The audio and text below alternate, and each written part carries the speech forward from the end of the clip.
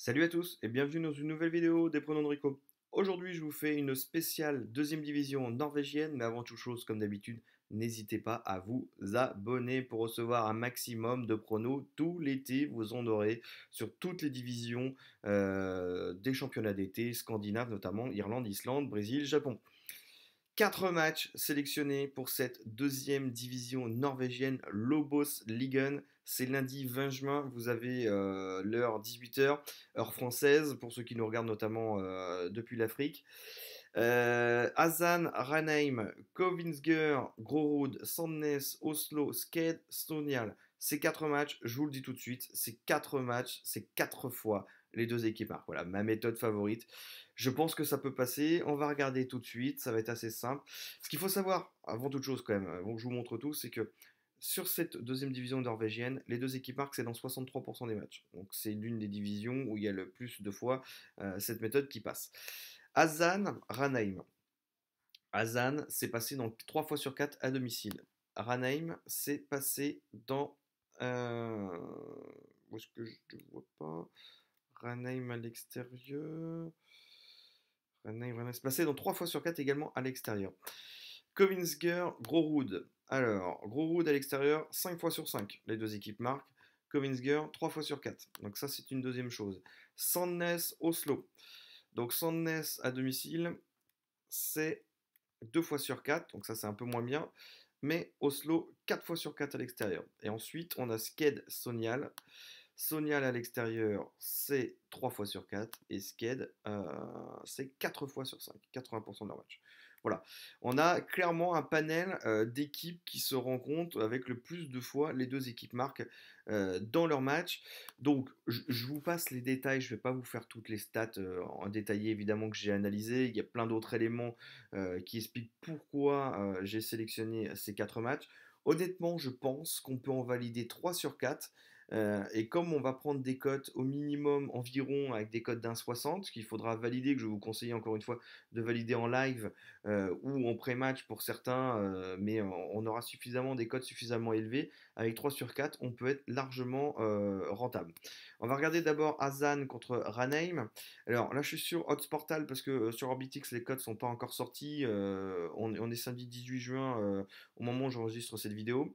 Donc là, les deux équipes marquent, la plus haute est de côté à 1,49. Odds Portal, si vous ne connaissez pas ce site-là, je vous invite à aller le voir, hein. C'est intéressant parce on a toutes les cotes qui sont mises. Vous sélectionnez de tous les matchs et vous sélectionnez ce que vous voulez. Donc là, on est sur Bottom to Score. Et donc, on a une cote à 1,49 comme d'habitude sur Pinac qui est souvent le bookmaker le meilleur. Donc là, on a 1,49. Moi, je vous conseille de le prendre en live. Je pense qu'à 1,60.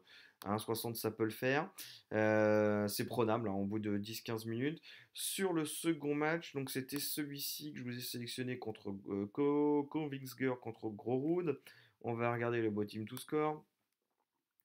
Là, on est à 1,55 pour la meilleure cote, ça va être à peu près la cote sur Orbitix. Donc là, c'est pareil, soit vous pouvez le prendre maintenant, soit vous le programmez à 1,60 et ça va passer au bout de 5-7 minutes, les deux équipes marquent.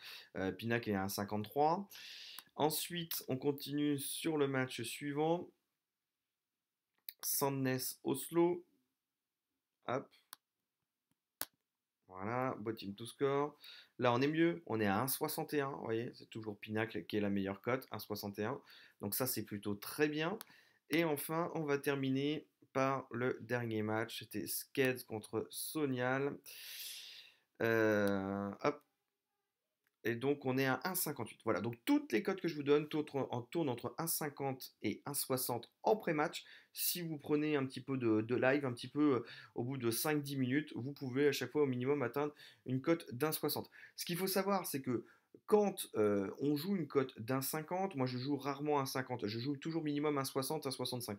Mais quand vous jouez une cote d'1,50, il vous faut 66% de vos paris gagnants.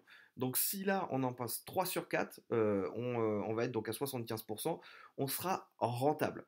Donc moi je pense que ça peut passer.